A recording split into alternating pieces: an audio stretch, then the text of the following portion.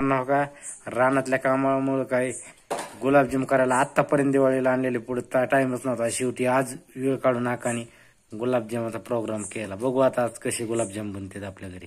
गुलाबजामाच्या आकाराचे बारीक बारीक गोळे बनवायला चालू झालेत मित्रांनो. आता बघू आणखीन काय करतात.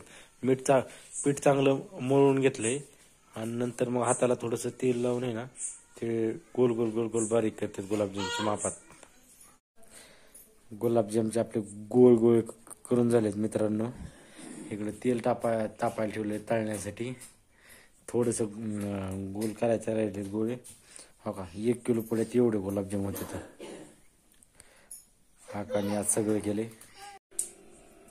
गुलाबजामला आहे ना पाक करण्यासाठी पाणी गरम करायला ठेवले.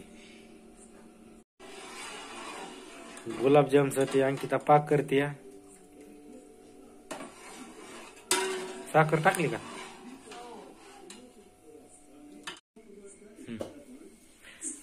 असे तळून घ्यायचे मित्रांनो गुलाबजाम आपल्या तेलात.